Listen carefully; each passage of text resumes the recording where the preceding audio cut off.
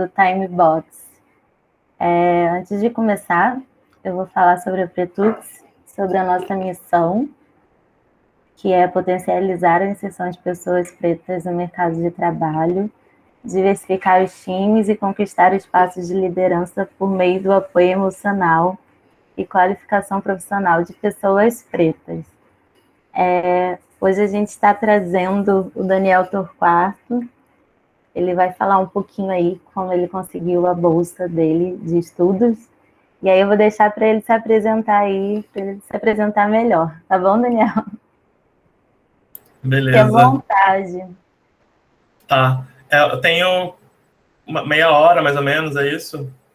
Isso aí. Tá. E aí você fica à vontade. E, gente, se vocês tiverem dúvidas, vocês podem ir mandando ali nos comentários ou no final vocês podem abrir o microfone também para poder perguntar, tá bom? Fiquem à vontade. Bem-vindo, Daniel. Obrigado. Boa noite, pessoal. Eu sou Daniel, né? Enfim, Daniel Torquato. Como tem pouca gente aqui, enfim, somos 15, quem quiser, enfim, me interromper, acho que não vai ter problema. Eu vou de forma bastante compacta, tentar falar um pouco sobre a minha trajetória e o que me levou e como eu consegui essa bolsa. Vou falar um pouco melhor sobre ela também. E eu não preparei nenhuma apresentação, porque eu queria que fosse realmente um papo bastante informal, nada... enfim, vou falar bastante sobre a minha história, então... E até um disclaimer sobre isso, né? Tipo, o que eu vou falar aqui se aplica a mim, né? Se aplica à minha realidade, então... não é de forma alguma uma generalização, né? Sobre a vivência de pessoas pretas ou, enfim, sobre qualquer coisa que não diz respeito à minha própria história. Então, acho que isso é importante ressaltar, porque eu não quero de forma alguma soar com um discurso aqui meritocrático ou, enfim, que possa fazer alguma associação a um discurso motivacional de coaching ou algo do tipo. Nada contra, quer dizer, algumas coisas contra, mas não é o que eu pretendo aqui. Eu realmente acho que é um espaço seguro para a gente compartilhar ensinamentos, né, aprendizados. Então, acho que é isso que eu espero fazer aqui. Espero que, de alguma forma, toque vocês e a gente possa abrir um espaço de diálogo interessante sobre carreira, sobre vida, enfim, sobre coisas bem abrangentes. Quem se sente confortável pode abrir a câmera. Eu gosto de falar com outras pessoas, vendo outras pessoas, então acho estranho falar com fotos, mas tudo bem, entendo quem não conseguir abrir, mas quanto mais gente conseguir abrir, mais confortável eu vou me sentir. Bom, vou começar então falando um pouco do Rodrigo tá fazendo comida. Ai, amo. Deu fome. Bom, eu vou começar então e aí falar um pouco sobre a minha história. Quem quiser colocar de perguntas, depois eu vejo e, enfim, vamos ver como é que fica essa dinâmica. Bom, eu tenho 28 anos, sou carioca, acho que deu para perceber pelo sotaque, talvez. E sou um homem cis, negro, homossexual. Isso é muito importante sobre mim.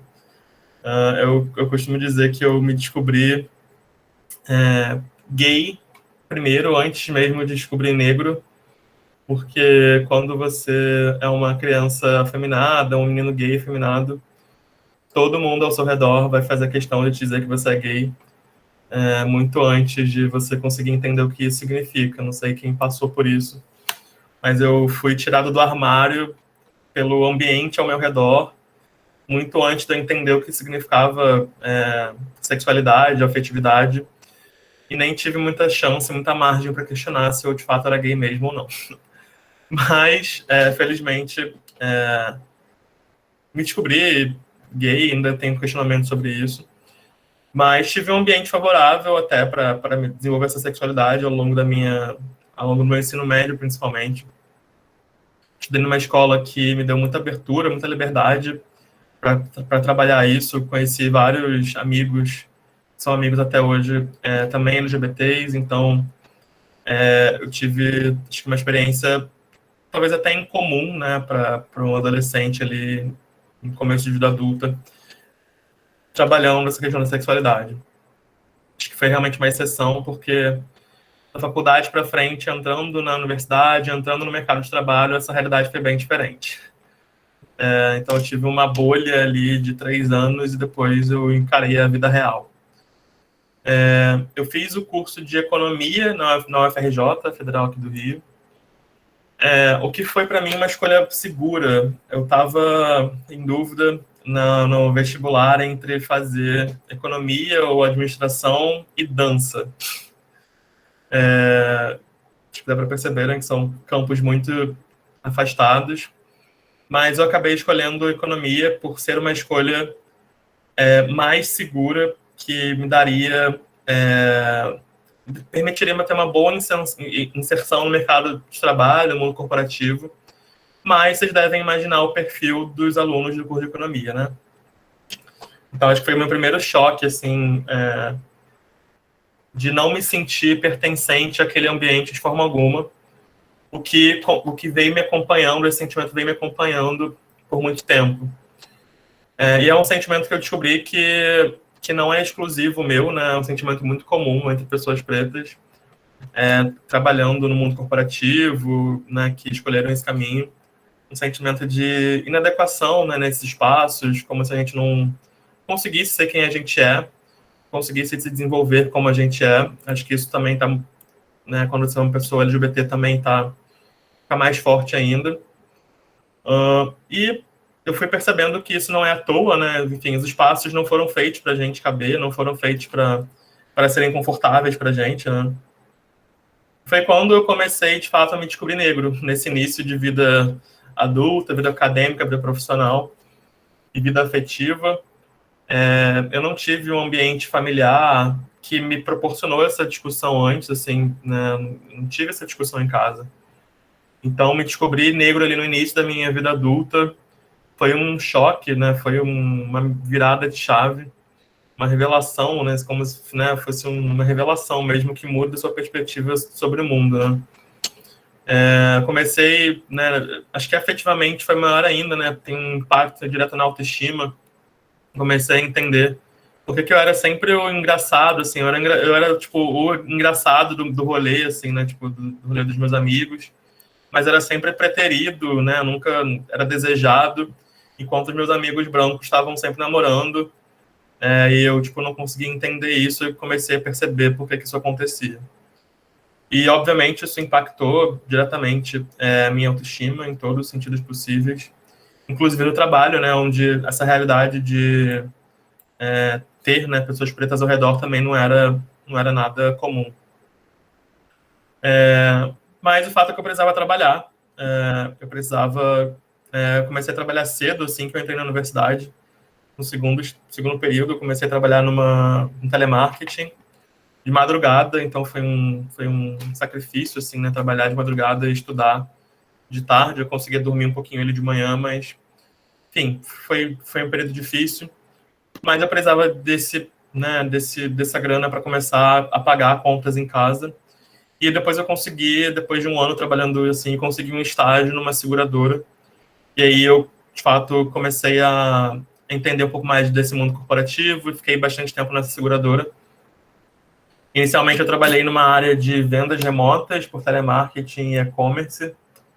E depois eu fui trabalhar na área de produtos da empresa, já depois de alguns anos, de uns 2, 3 anos.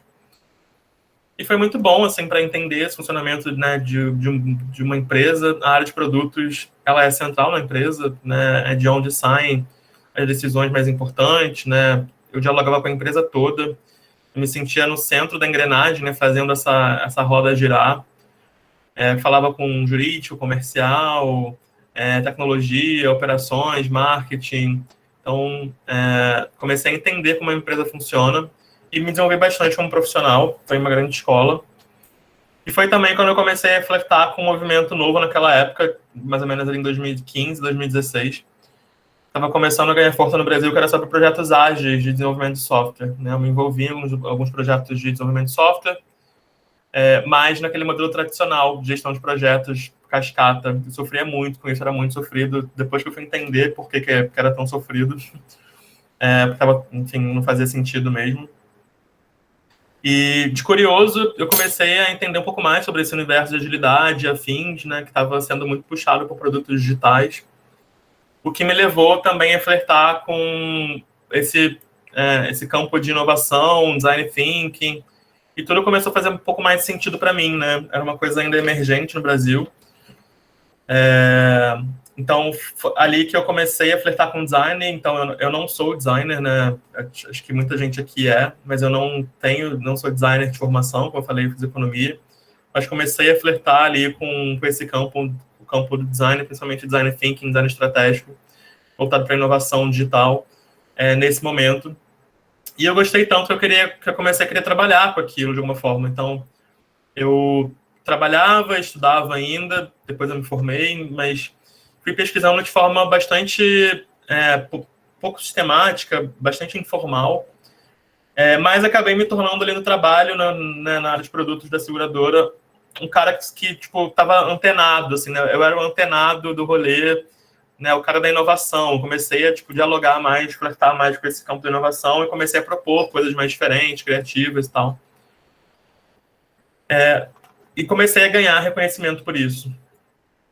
Comecei a ser promovido e cheguei a um certo patamar ali de conforto, né? Foi promovido analista sênior, né? De quem trabalha com o mundo corporativo, no mundo corporativo está familiarizado com essas progressões de carreira, né? Então, cheguei ali a sênior. Mas, por um lado, isso começou a me dar muita frustração, porque eu queria mergulhar mais ainda nessa questão de inovação, design thinking, projetos digitais, e eu não conseguia, não achava espaço, não conseguia estudar mais, não conseguia me dedicar, aplicar no meu dia a dia, né, por várias barreiras, não só minhas, mas também da empresa. E aí foi se formando um momento bem sombrio assim, da minha história, que eu acho que é importante dizer aqui, porque acho que a gente renasce da dor, né, muitas vezes, né? Foi um momento que eu entrei numa grande depressão, muito por conta dessa frustração. Eu estava começando a ganhar bem, mas eu estava muito frustrado, e eu comecei a não ver sentido em praticamente nada do que eu fazia, porque realmente a empresa estava muito descolada da realidade, né, do que estava sendo colocado no mercado, mas eu também não conseguia, né, me inserir mais nisso. E aí eu percebi que até aquele momento eu estava mais ou menos meio sendo levado pela onda, assim, sabe? Eu precisava trabalhar, precisava tipo, me sustentar, pagar contas, estudei, me formei e estava tipo, sendo levado pela onda. Eu gostava do que eu fazia, mas estava ali tipo, vivendo em piloto automático. Então, e aí começou aquele sentimento de, putz, que acho que também é muito comum, né? Aquele sentimento de me sentir uma farsa, né? Não tá conseguindo me desenvolver naquilo que eu queria. E eu descobri também que esse sentimento é muito comum, né, entre pessoas pretas. A gente chama de síndrome do impostor, mas a síndrome do impostor se aplica mais pra gente branca, né? Na verdade, o nome disso é racismo mesmo. Acho que esse sentimento de sentir uma farsa, de sentir inseguro, né, em relação às suas realizações, para a gente preta tem a ver com racismo, né? Principalmente quando você é uma das poucas pessoas pretas ali né, naquele ambiente. Mas acho que muita gente passou por isso, né? Na infância, escutar que você precisava se provar sempre 2 vezes, 3 vezes mais que as outras pessoas para ser, tipo, reconhecido, né? Acho que muita gente escutou isso. Acho que já conversei com outras pessoas sobre isso. Não é uma exclusividade minha. Bom, todos esses sentimentos foram virando um grande caldeirão, assim, de frustrações. Alguém colocou aqui no chat, né? Exatamente. Nos tornamos inseguros e é uma luta, pessoal, sair desse rótulo. Acho que eu vou contar um pouco sobre como eu saí disso, mas o fato é que, de fato, eram vários sentimentos misturados ali. Primeiro, o sentimento de não pertencimento, né? Eu sentia que eu não pertencia àquele lugar, àquele espaço, né, de trabalho. Primeiro porque eu não via pares, né, ao meu redor, e também porque eu não via mais sentido no trabalho que eu estava fazendo. E terceiro, porque eu me comparava muito, né? Comecei a me comparar muito com outras trajetórias, né? Quando eu comecei a me interessar por design thinking, eu comecei a seguir profissionais, né, de design, profissionais que trabalhavam com inovação, profissionais que trabalhavam com, né, em startups. Eu admirava muito aqueles profissionais, mas eles tinham trajetórias muito diferentes da minha. E eu ficava me perguntando como é que eu ia chegar naquele patamar, né? Como é que eu ia, né? Se um dia, eu ficava me perguntando se um dia eu ia conseguir estar naquela posição. Mas eu não podia simplesmente parar tudo que eu estava fazendo para estudar, para me qualificar, para dar um passo atrás, inclusive, né? Porque quando você quer mudar de área, quando você quer fazer uma transição de carreira, muitas vezes você tem que dar um passo atrás, um passo lateral. Você precisa, às vezes, ganhar menos, né? Sair de uma posição confortável e começar a ganhar menos para fazer aquilo que você quer. E eu não podia de forma alguma, porque eu tinha conta para pagar. E foi quando surgiu também um pouco da palavra propósito na minha vida, e um pouco desse discurso de faça o que você ama, faça o que está mais alinhado com o seu propósito, mesmo que seja para ganhar menos, blá, blá, blá, blá, blá. Enfim, um grande cenário perfeito, assim, uma tempestade perfeita para gerar frustração, e frustração, e frustração. Isso me causava muito frustração, né? Eu peguei um pouco de pavor dessa palavra propósito. E eu achava muito injusto, né? Começou aquele sentimento de Deus, por que eu? Por que, tipo, né? Por que tudo é tão injusto? Por que eu não consigo parar para, tipo, né, para começar a fazer algo nesse sentido e tal? Eu descobri que o que está associado a isso, assim, né? Tipo, eu não sei se na experiência de vocês né, tem um pouco disso, mas eu descobri, uma professora minha me falou recentemente, que o que caracteriza, tipo, o que me caracteriza é que eu sou um filho da classe trabalhadora. O que isso significa? Significa que eu fui... o que se esperava de mim, o que se espera de mim é que eu siga o mesmo caminho na minha família e comece a trabalhar cedo para ajudar nas contas da casa, porque, enfim, não existia outra possibilidade para mim. Eu não poderia ficar um tempo só estudando, sei lá, morar fora, fazer só graduação sem trabalhar, porque eu não ia conseguir manter minha família. Eu, no meu caso, eu sou arrimo de família, ou seja, minha mãe depende totalmente de mim, e eu sou a primeira pessoa da família a ter uma graduação, né, que eu conheço, da família, do círculo familiar que eu conheço. Então, eu só fui entender isso muito tarde, assim, essa condição de filho da classe trabalhadora muito tarde. Isso gerava muita frustração, né, porque me comparava muito com essas outras trajetórias. O que me ajudou muito a entender isso e a lidar com isso foi realmente uma jornada que eu chamo de tomada de consciência, né? Essa jornada tem a ver com uma jornada de autoconhecimento, mas não é aquela jornada de autoconhecimento também romantizada, né, de coach, mas acho que é uma tomada de consciência global mesmo, né? Uma tomada de consciência sobre quem eu sou enquanto pessoa preta no Brasil. Pode parecer doido, mas eu, enquanto pessoa preta, eu tinha um letramento racial muito baixo. E fui descobrindo coisas óbvias, né, sobre a história, sobre a minha própria história, mas que foram reveladoras, né? Então, acho que essa tomada de consciência teve muito de autoconhecimento, mas também teve muito né, esse letramento, né, racial. Mas o fato é que, enfim, eu decidi em algum momento ali sair desse buraco, percebi que eu não sabia quem eu era, não sabia minha identidade, não tinha identidade, me sentia sem personalidade, né? Sentia que eu me resumia meu trabalho e a minha graduação. Então, eu decidi fazer algumas coisas que eu já queria fazer há muito tempo, mas não estava priorizando. Então, eu fui fazer aula de canto e de teatro, porque eu sempre fui muito tímido, o que também eu acho que é um traço ligado à condição de pessoa LGBT e pessoa preta, porque eu tinha vergonha da minha voz, né, minha voz meio afeminada, meio, né, que me entregava assim direto na cara que eu era gay e tal. Tinha muita vergonha disso. Então, eu decidi ir por esse caminho de fazer aula de canto, de teatro, voltar para o trabalho voluntário, que eu fazia numa organização aqui do Rio. Comecei a aula de Krav Maga, que é uma arte marcial de defesa pessoal. Achei que seria importante para mim naquele momento. Isso tem mais ou menos uns 3 anos, tá? Enfim, fazer uma atividade, mas também aprender a me defender, né, enquanto pessoa LGBT. Então, fui fazendo coisas que me ajudaram, né, a entender um pouco mais do meu próprio corpo, né, das minhas condições e trazer um pouco desse autoconhecimento. Mas também entender quem eu era enquanto pessoa preta, né? Acho que essa questão da identidade é muito importante para a gente, porque não é à toa que a gente tem dificuldade de se reconhecer, né, enquanto identidade preta.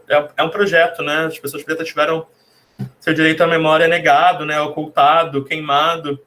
Então, me faltavam referências mesmo, né? Então, fui perceber isso tarde, assim, né, relativamente tarde, né, depois da minha, enquanto adulto. Mas foi muito importante para mim perceber isso. E me aquilombar um pouco também, né? Comecei a participar de um grupo aqui no Rio de bichas pretas, que reafirmavam sua identidade enquanto bichas pretas, e frequentar espaços mais espaços pretos. Em 2019 eu fiz um curso de afrofuturismo da Morena Mariá, que foi quase como um renascer das cinzas, assim. Foi impressionante, assim, como realmente ampliou, né, a minha... O Lafon, né, Rodrigo Muniz colocou aqui, né? O Vinícius colocou, esse esclarecimento sobre nossa identidade vai acontecendo de forma latente. E foi realmente um processo bastante prazeroso, assim, né, para mim, e dolorido, mas prazeroso, né? Achar esses redutos, né, esses refúgios, e descobrir coisas tão óbvias, né, sobre a nossa história, mas que a gente não aprende na escola. Bom, no meio de tudo isso, eu ainda estava querendo trabalhar com inovação, com tecnologias digitais. Comecei a olhar um pouco mais para o campo de futurismo, que naquela época me chamou a atenção por algum motivo, né? Acho que o afrofuturismo despertou um pouco disso também, mas são campos até um pouco apartados. No meio desse caldeirão, assim, né, tipo, de autoconhecimento, de tomada de consciência e de frustração ainda, eu decidi fazer o concurso para a Petrobras, no início de 2018, um concurso que abriu, assim, meio de relâmpago. Sem pretensão nenhuma, assim, foi bastante despretensioso, mas acabei passando. Me pegou de surpresa, foi bem surpresa mesmo, porque eu não me preparei para esse concurso, mas por algum motivo eu estava ainda com, acho que, matéria fresca na memória, né? Enfim, né, para o cargo de economista, né, que eu me formei em economia. Então eu estava me preparando para, tipo, dar uma guinada na carreira. E foi, mais uma vez, uma escolha segura. Foi uma escolha, óbvio, pautada ali em ter, né, um conforto a mais, né, em ganhar melhor, né, enfim, ter um pouco mais de estabilidade. Mas estava longe do meu objetivo, né? Estava se distanciando do meu objetivo. Então, isso me deixou um pouco também em dúvida, um pouco questionando, me colocou alguns questionamentos sobre se eu estava indo no caminho certo. Mas acabou que na Petrobras eu, né, entrei e tive a oportunidade, na verdade, de me desenvolver como profissional digital, o que eu não esperava, assim, não esperava que a Petrobras tivesse um ambiente de transformação digital e agilidade tão potente. E pelo background que eu tinha, comecei a trabalhar com projetos digitais, inovação digital, e foi onde eu, de fato, me desenvolvi como profissional de transformação digital na Petrobras, mergulhei nessa carreira. E conforme isso, comecei em 2018, né, mais ou menos, início de 2018. Não, mentira, final de 2018, início de 2019.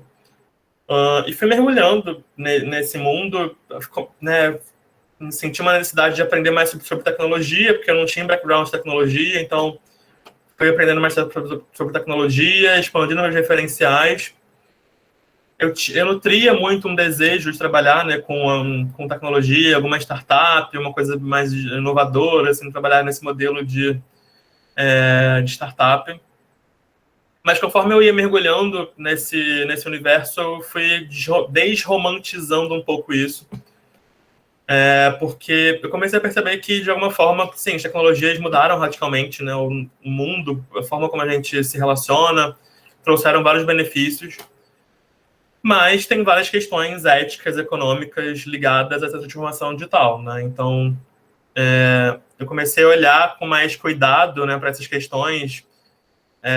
Fui descobrir que existe um campo de estudos, né, ligado a essa ética em tecnologia ou responsabilidade em tecnologia, que discute não só racismo, mas, né, vieses em inteligência artificial, questões éticas ligadas à inteligência artificial, privacidade de dados, diversidade. Então, acho que o Vinícius colocou alguma coisa aqui. Desromantizar faz bem. Acho que foi um processo que foi muito importante para mim, né? Entender que acho que eu nutria aquele desejo, aquela coisa meio Matrix, sabe? Eu quero viver num mundo hipertecnológico, tipo, numa coisa meio cyberpunk, né? Tipo, e hoje eu percebo que, tipo, putz, nada a ver, tipo, nada a ver com o que eu acredito.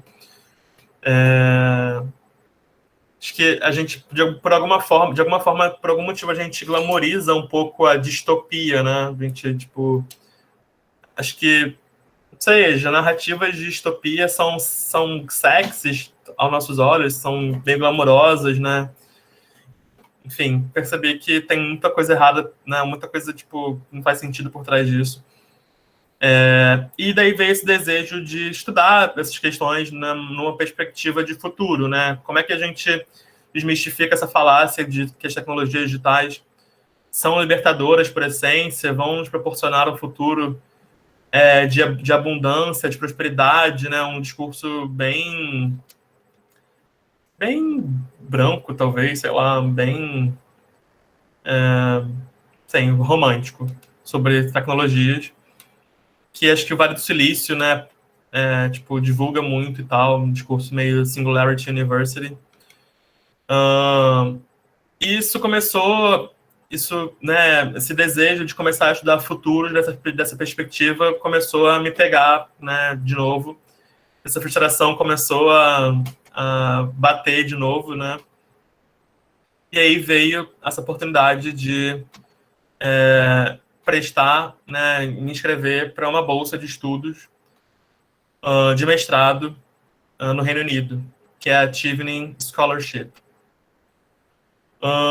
Essa oportunidade apareceu para mim no ano passado, no meio da pandemia, mais ou menos em maio ou junho do ano passado, então estava já em teletrabalho, né, trabalhando remotamente, e acho que para muita gente, acho que foi uma oportunidade, um privilégio, na verdade, de poder, né, olhar para repensar, né, um pouco a vida, assim, né, tipo, enquanto muita gente teve que continuar trabalhando, né, de forma como serviço essencial. Acho que para quem pode ficar em teletrabalho, bom, eu que não sou solteiro, não tenho filhos, então foi uma oportunidade para mim de desacelerar. Na verdade, acho que é isso, né? Então, repensar um pouco esses propósitos, essas ambições.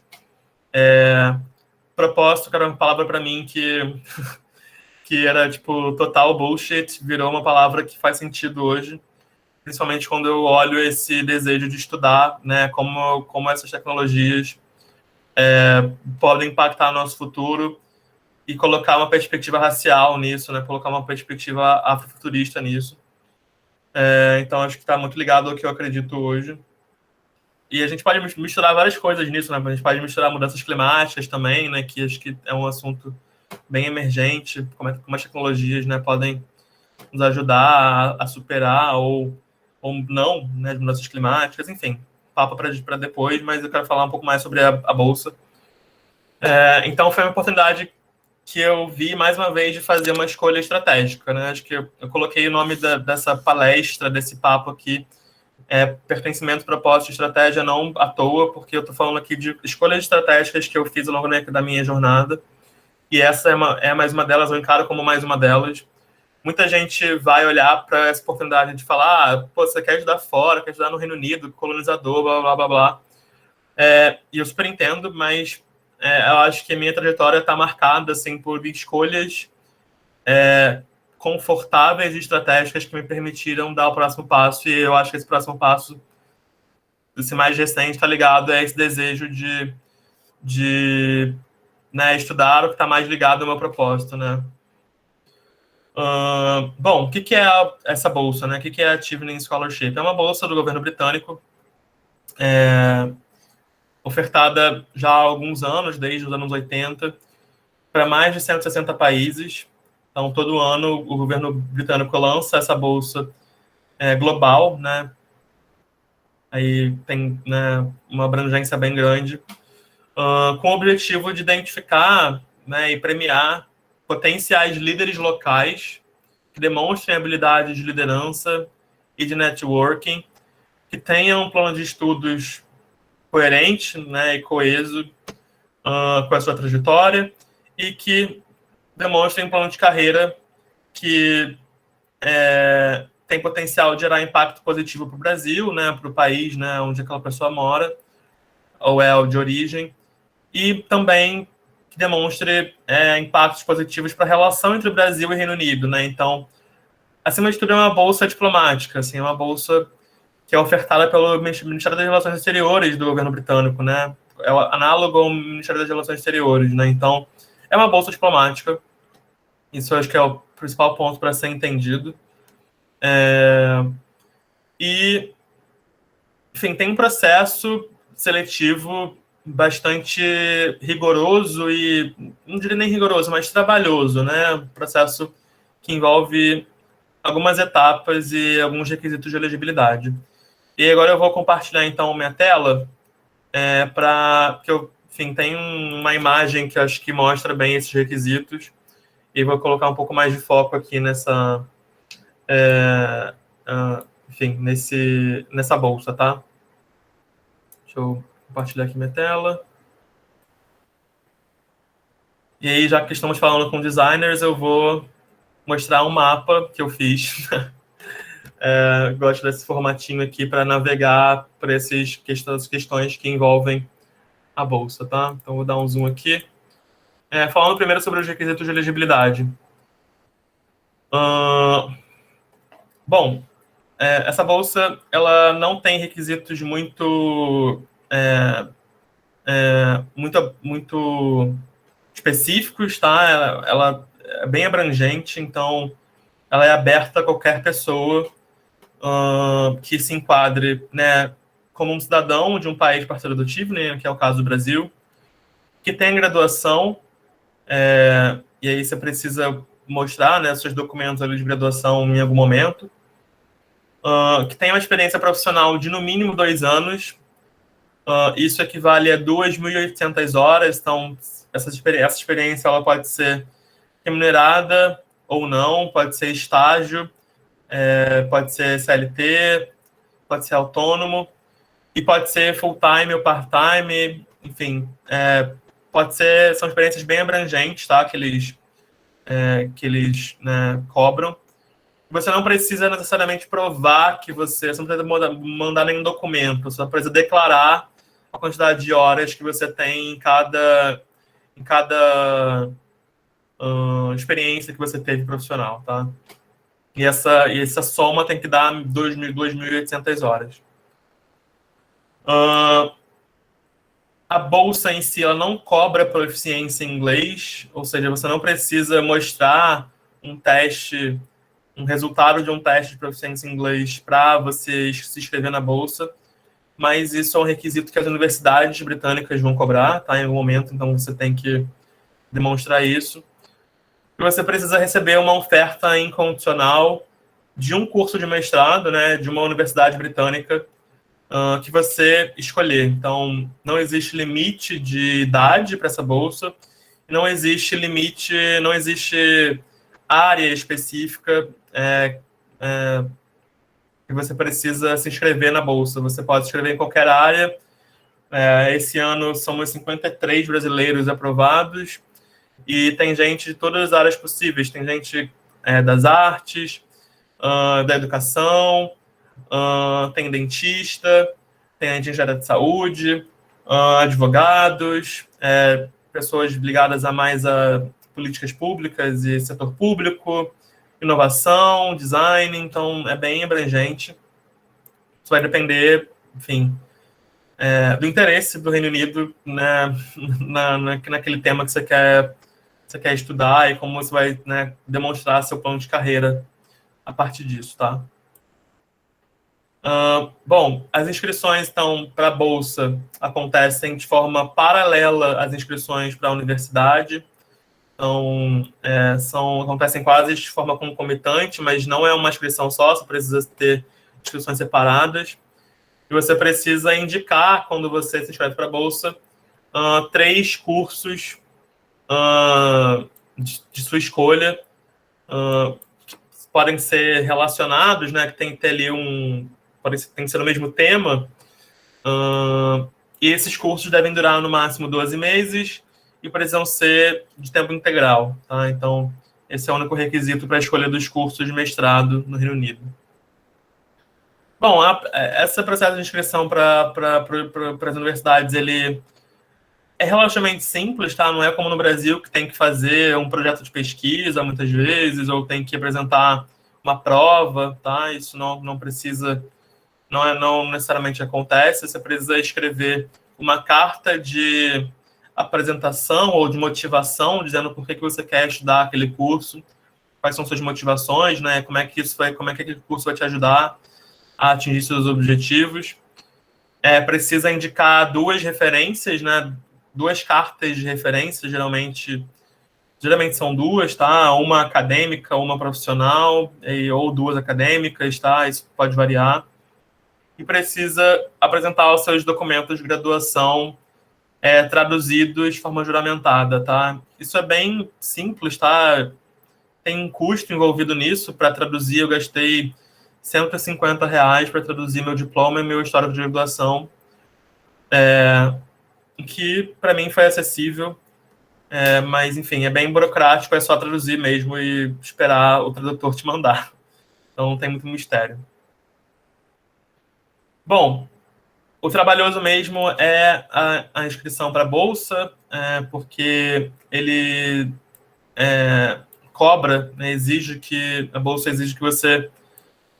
Sim, tem um formulário online que você preenche, né, onde você coloca ali seus dados pessoais, coloca sua experiência de trabalho, mas o trabalhoso mesmo são a escrita das redações, que você precisa escrever sobre 4 temas. Primeiro, liderança, depois networking, depois o que você quer estudar no Reino Unido, seu plano de estudos, e depois o seu plano de carreira. Então, cada uma dessas redações precisa ter no máximo 500 palavras, e é onde, de fato, eles selecionam os candidatos, né, através dessas redações, que precisam contar uma história, precisam contar quem é você até aqui, por que você se considera um líder, né? Eu acho que é importante dizer isso. Liderança não é gestão, tá? Liderança não é cargo de gestão. Liderança bom, para cada um pode ter um significado, mas eu entendo liderança como influência, como inspiração, como vulnerabilidade, inclusive, né? Para você influenciar ali o seu micro-universo, né? Então, acho que vale ressaltar isso. Eu não sou gestor, eu nunca tive cargo de gestão, mas demonstrei liderança a partir da minha experiência profissional e também através de trabalho voluntário, enfim, através de toda a minha trajetória. Networking, né, que é como a habilidade que você tem de construir relacionamentos, né, para atingir objetivos. Então, essas redações dizem basicamente sobre quem você é, o que você fez até aqui, né, como é que você construiu essas habilidades até aqui, o que você quer estudar, né, a partir de agora, e por que você quer estudar no Reino Unido, por que você escolheu o Reino Unido e as 3 universidades ou os 3 cursos que você escolheu.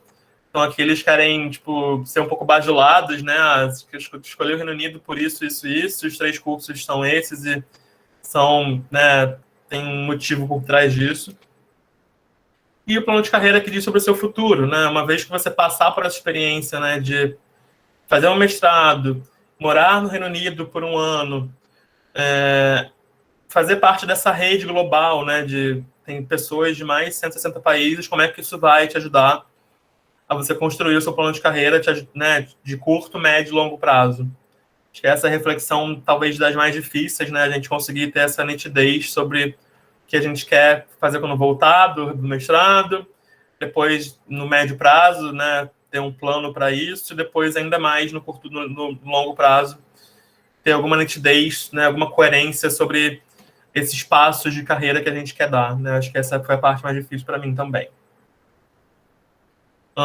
Bom, e aí para encerrar, uma vez que você se inscreve, as inscrições estão abertas agora até novembro, até 2 de novembro, tá? Existe um processo de seleção, uma grande parte dos candidatos é eliminada, e cerca de 10% dos candidatos, essa estimativa que a gente fez, tá, com base nos dados desse ano, são selecionados para uma entrevista que acontece só no ano que vem, tá? Então, se inscreve até novembro e em fevereiro você sabe se você passou para a entrevista ou não. Então, tem um tempo longo aí de espera. E para a entrevista, aí sim é o que vai definir, né, os candidatos selecionados para a Bolsa. Cerca de 1/3 dos candidatos que passam para a entrevista são escolhidos para a Bolsa. E esse resultado final só sai em junho, né, do outro ano. Então, é um processo longo, né, de processo seletivo bem longo, bem angustiante, mas que foi muito recompensador para mim, né, porque, enfim, eu acho que eu consegui construir essa trajetória, mostrar essas ambições e o que está por trás, né, do meu desejo de estudar o que eu quero estudar. E aí, para fechar, né, eu vou fazer um curso que mistura estudos em herança e patrimônio com estudos em futuro, foresight, né, práticas de prospecção de futuro e políticas públicas. Então, para mim, foi um alvo certo assim, que eu queria, né? Eu queria estudar essas relações entre futuro e tecnologias, mas também olhando para o passado, né? Foi uma abordagem bem interessante que acho que foi única assim, que eu achei, um curso que realmente não tem precedente, não tem nenhum parecido assim, que eu tenha encontrado nem no Reino Unido, nem no mundo, que entende a importância de olhar para a herança, olhar para o passado, para entender, né, nosso futuro. Então, foi bem no alvo que eu queria, assim, foi bem, por isso que eu digo que foi bem estratégico para mim, porque foi bem no alvo assim, do que eu queria estudar. Então, o recado que eu queria deixar, acho que é esse, assim, encerrando aqui minha fala, de que, enfim, minha trajetória não é brilhante, não tem nada de extraordinário, não tem nada de fantástico, não tenho prêmio Nobel, não tenho empresa, não sou CEO, não sou nada. Mas eu acho que a minha tomada de consciência e as minhas escolhas, né, de forma estratégica, me levaram a esse lugar. Então, eu acho que nem todo mundo vai se relacionar, vai, tipo, né, ter empatia com essa história, mas acho que para muita gente pode fazer sentido, e eu achei que vale a pena compartilhar. Por que não, né? Então, quem se sentir motivado ou motivada a conhecer mais essa bolsa, entender que faz sentido para você também, né, que pode ser um ponto também de virada de chave, de estratégia para você, né? Ter um ano tipo para estudar, ganhando, né, uma ajuda de custos para viver no Reino Unido, sem precisar trabalhar. Eu acho que, né? Acho que para mim era o que eu precisava, era o que eu queria. E foi a melhor forma que eu viabilizei de atingir isso, porque sozinho eu não conseguiria. Se fosse, até mesmo no Brasil, né? Se eu fosse parar de trabalhar para estudar no Brasil, acho que eu gastaria mais do que eu vou gastar indo para o Reino Unido, porque lá vou ter uma ajuda de custo, lá eu vou receber um valor para estudar, né? Então, é isso. O que eu queria compartilhar é isso. E estou à disposição para as perguntas, para os comentários, e, enfim, quem quiser sentir vontade de falar. Foi pra caramba.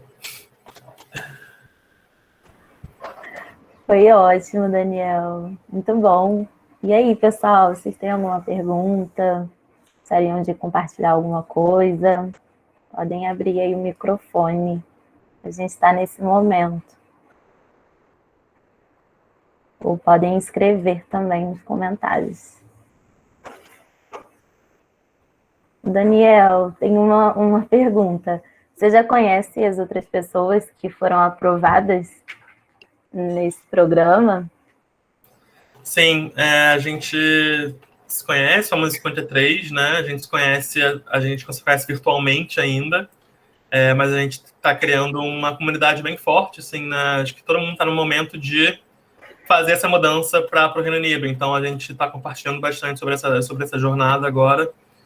E a gente já tem uma conexão que é única, assim, né? Porque é isso, estamos todos no mesmo momento e estamos conversando muito, né? Então, a gente se reúne por videoconferência também para conversar, para compartilhar as dúvidas e angústias, felicidades também. Então, está sendo bem especial, assim, não vejo a hora de chegar lá e conhecer todo mundo e abraçar e estar num país que tem uma percentual de população imunizado grande, que Covid já está um pouco menos assustador por lá, né? Então...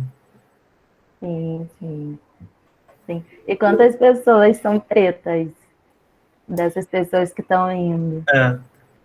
Dessas 53 pessoas, 8 são pretas, o que é somente 15% do total, o que é um recorde para a Bolsa, mas é um recorde ainda muito pequeno, né? Então, nosso objetivo, sem dúvidas, é esse. Por exemplo, você perguntou isso, Jéssica, eu esqueci de comentar, né? Mas eu fui beneficiado por um programa de mentoria para fazer esse processo seletivo, que foi formado por ex-bolsistas e bolsistas do Chevening que estavam interessados, né, em aumentar a representatividade de pessoas pretas e indígenas no grupo de bolsistas e ofereceram gratuitamente mentoria para o processo, tá? Então, para esse ano acho que não dá mais, né? Mas para quem se sentir motivado para o ano que vem, né? A partir de mais ou menos agosto do ano que vem, participar dessa mentoria, né? E aplicar para a bolsa.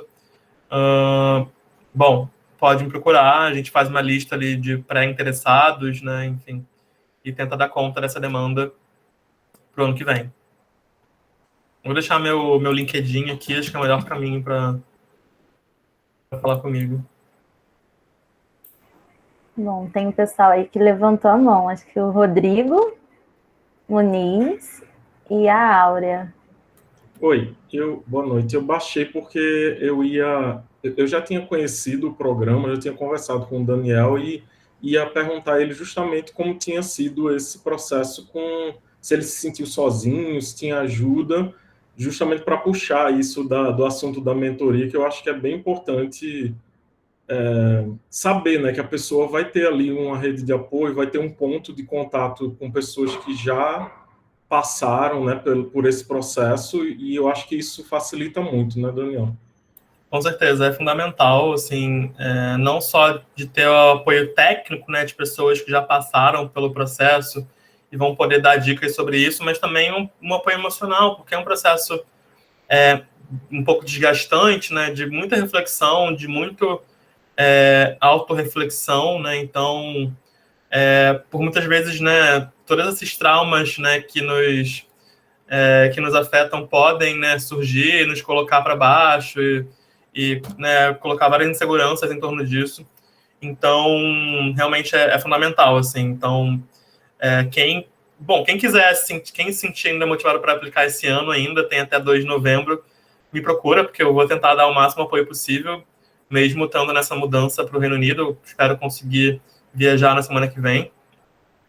Mas, certamente, quem quiser deixar para o ano que vem, a gente vai fazer o possível para receber esses novos, né, interessados na mentoria e dar conta de criar esse ambiente para ter sucesso nesse processo, né?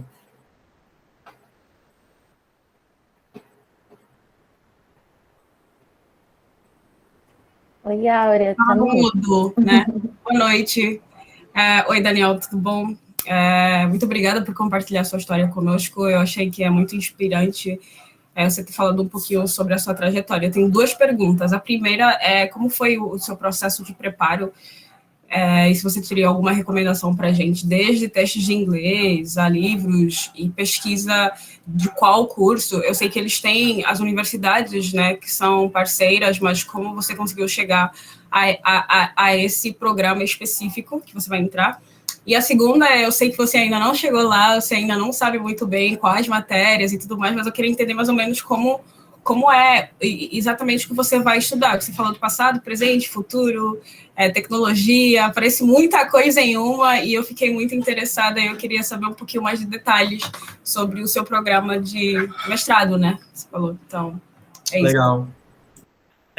Bom, para a preparação, né, eu tive essa mentoria, e o primeiro passo realmente foi olhar para as universidades e para os cursos disponíveis, né? Eu filtrei, meu primeiro filtro foi, eu sabia que eu queria trabalhar com inovação e eu tinha 2 caminhos para fazer isso. Um caminho mais ortodoxo, digamos, mais tradicional, trabalhar com design estratégico e inovação, que compôs ali a minha lista de cursos, minha lista no top 3 de cursos. A minha segunda opção de curso era um curso chamado Design Strategy and Innovation, um curso bem tradicional de design estratégico e inovação. Mas que tinha ali um módulo que era de design futures, né? Que lidava com questões de como o design pode ajudar a projetar cenários de futuro. E o meu terceiro curso era um curso chamado Design for Change, ou seja, um curso que também entende o design como um catalisador, né, das mudanças que a gente está vivendo e tal. Então, o meu foco foi, né, filtrar cursos de design e inovação, e eu queria essa abordagem de olhar para o futuro. Então, esse curso, né, que mistura herança, foresight e política pública foi o mais único que eu encontrei, e ele foi o meu top 1 de cara por conta disso, assim. Um curso que eu queria, que eu sabia que ia me dar a base de foresight que eu queria. Mas é isso, é pesquisa, né? Você tem uma lista, você tem uma forma de... Tem no próprio site do Chevening, né? Tem deixa eu procurar aqui. Um local, uma página para você pesquisar os cursos e universidades disponíveis, né? Então você pode ir fazendo esse filtro e chegando nessa shortlist, assim, nessa lista de cursos. E é isso, foi olhando a grade, né, dos cursos e conversando com algumas pessoas para tomar essa decisão de qual seriam as minhas 3 escolhas principais. O curso que eu escolhi, ele está, né, na escola de herança, de heritage da universidade. Vou colocar aqui o link do curso também. Mas ele é um curso bastante focado em foresight. Então, ele tem um módulo que tem uma introdução sobre esse campo de herança, e depois ele tem 2 módulos de foresight, né, de técnicas de projeção de cenários. Depois ele tem um módulo chamado Time, Systems and Future Heritage, ou seja, tempo, sistemas e heranças do futuro, que dá uma abordagem sobre system thinking, enfim, né, como é que é essa percepção de temporalidade, né, na humanidade. E depois ele tem um módulo chamado Design Futures for Heritage, e aí ele, né, coloca ali o design no centro, né, e tipo, entende o design como uma abordagem, né, para projeção de futuros também. Depois ele tem um módulo chamado Material Futures for Heritage. Fala sobre, quando a gente fala de herança, né, a gente pode falar de herança material ou natural, ou herança cultural, né? Então ele vai focar também, né, nesse módulo em herança material, natural. E depois o último módulo chama Policy Advice and Evidence, né? E como é o módulo de política pública, né? Então, é um módulo que vai falar sobre como olhar para o futuro na formulação de políticas públicas. Então, ele é um curso bastante focado, eu já tive a oportunidade de ver a bibliografia das matérias e é bastante focado em futuro e foresight. Então, o que eu quero conseguir abordar, é óbvio que isso pode mudar ao longo, conforme eu for fazer o curso, é como as tecnologias podem impactar a nossa percepção de herança cultural e herança material, principalmente ligadas ao ambiente digital, às humanidades digitais, né? Então, e aí eu posso falar desde fake news, tipo, teorias da conspiração, até tipo inteligência artificial, herança algorítmica, que é um campo também que eu descobri que existe, enfim. E também dialogar um pouco com essa questão de tecnologia responsável, né? Ética e responsabilidade em tecnologias digitais. É o que eu quero abordar, mas eu não sei se eu vou conseguir, não tenho ideia. Sobre inglês, muita gente não sabe, mas existe um teste de proficiência do Duolingo, que é o Duolingo English Test. A minha universidade aceitava o Duolingo English Test como forma de proficiência. Então, foi o que eu fiz, por ser muito mais barato e também muito mais simples de fazer. Ele dura 1 hora só, você pode fazer online.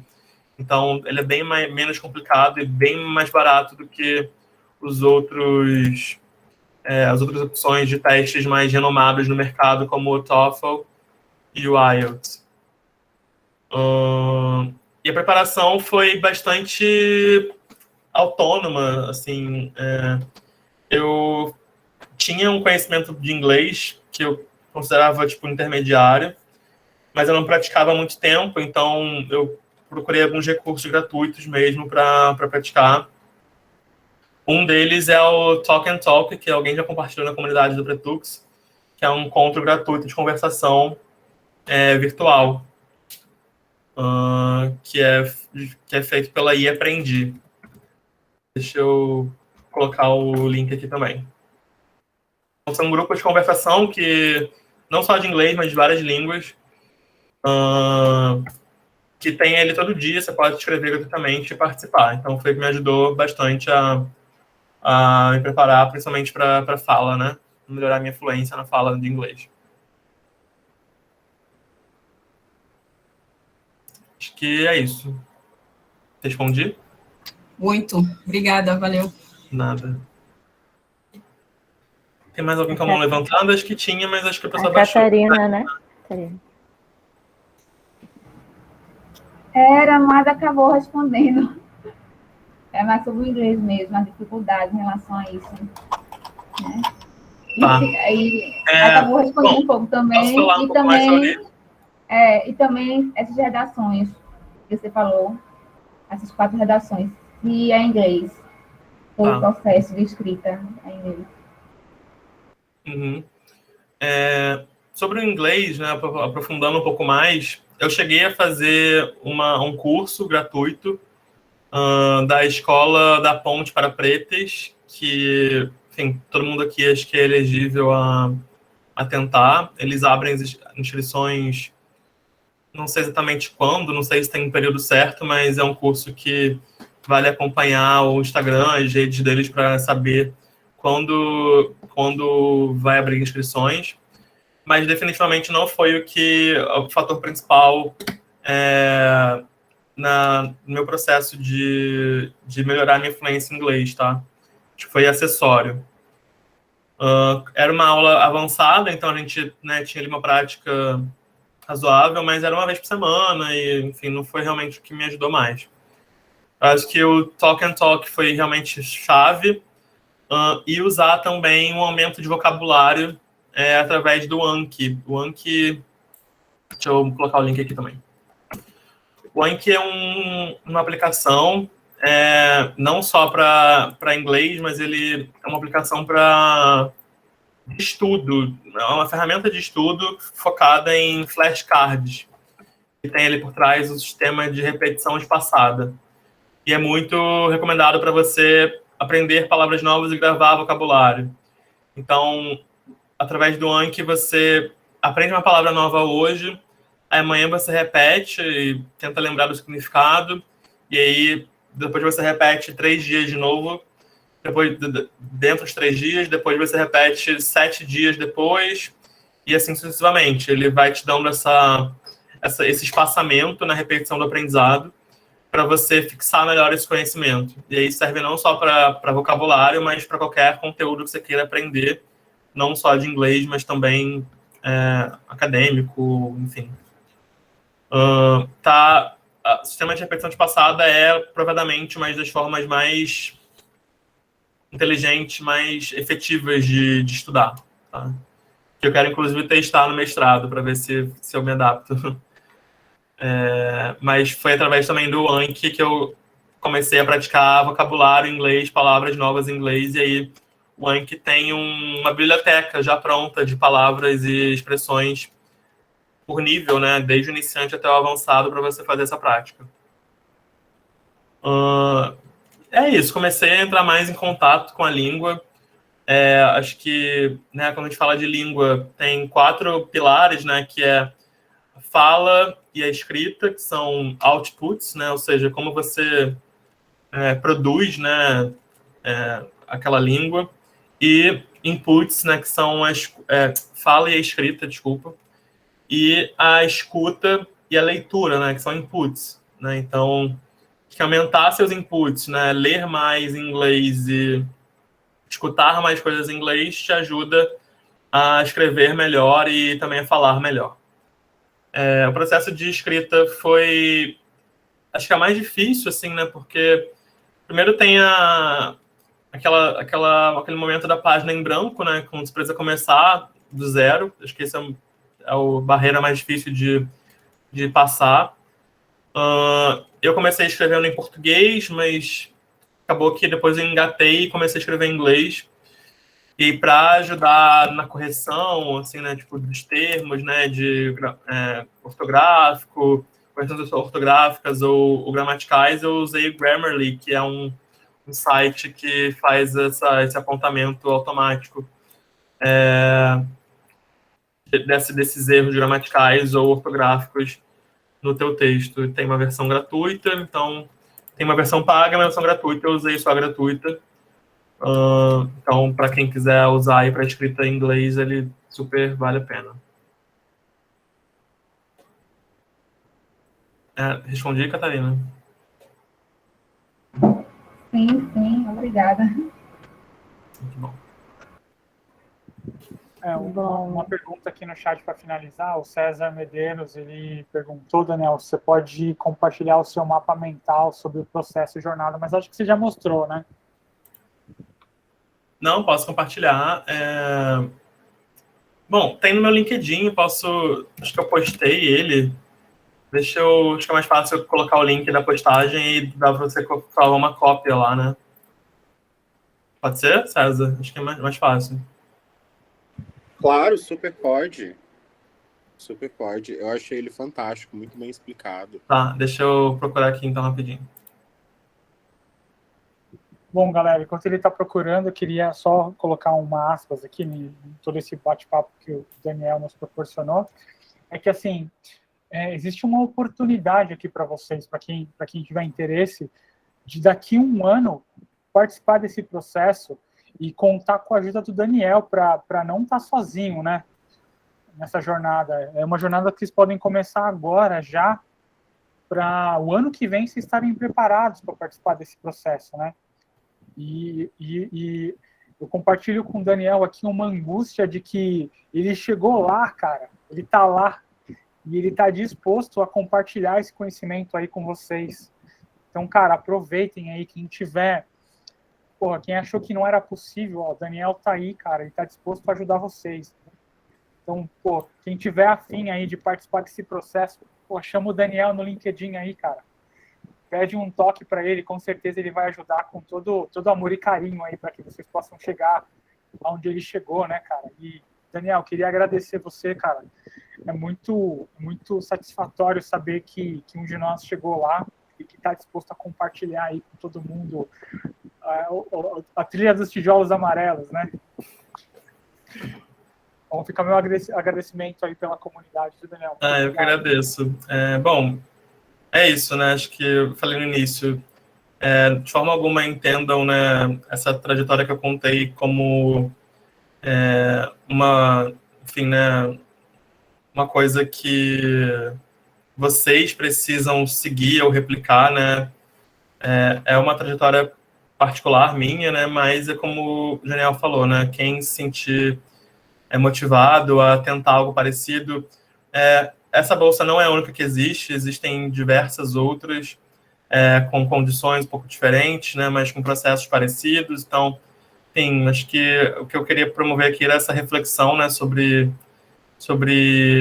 essa auto-reflexão, né? Sobre propósitos, sobre como eu fui encontrando essa resposta ao longo da minha jornada, como isso foi dolorido, mas eu, enfim, de uma forma consegui, a partir da minha jornada de tomada de consciência, chegar nessas respostas, e tomei decisões que para mim foram mais estratégicas para conseguir chegar mais perto desse propósito que para mim, né, se revelou, né, conforme eu fui pesquisando. Então, acho que é isso. Acho que queria muito mais compartilhar essas ferramentas do que deixar alguém, tipo, né, do que colocar minha trajetória em comparação com a de alguém, tá? Então, não é de forma alguma esse o objetivo, mas compartilhar que as ferramentas estão disponíveis e que eu acho que, de uma forma ou outra, eu as utilizei, e eu acho que é isso. Todo mundo pode utilizar da mesma forma, tá? Eu vou deixar também aqui, bom, aproveitando que eu estou de férias e estou esperando minha viagem, eu tenho uma agenda onde vocês podem marcar um papo comigo, assim, se quiser, de meia hora. Uma agenda já aberta no Calendly, né, que é uma plataforma para fazer esse tipo de marcação. Deixa eu pegar aqui essa agenda e coloco aqui no chat. Um minutinho.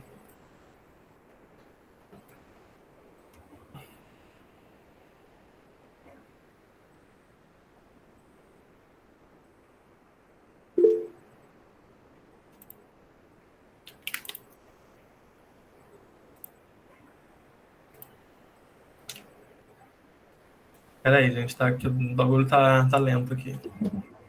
Tranquilo, a gente espera.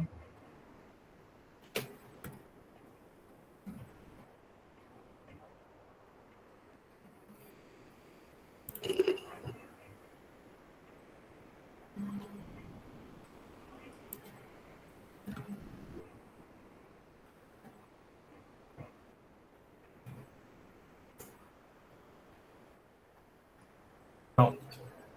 Tá aí no chat, enfim, é só clicar, ver um horário disponível e deixar e-mail, telefone para marcar e vai direto para minha agenda e para a sua também. Então, maravilha. Pessoal, tem mais alguém, então? Alguma pergunta? A gente pode encerrar? Acho que sim. Daniel, obrigada mais uma vez. Muito bom aí ouvir essa história. Muito inspiradora. Tenho certeza que animou muita gente aqui. Obrigada, de verdade. Obrigado, pessoal. Até a próxima. Até mais, gente. Boa noite.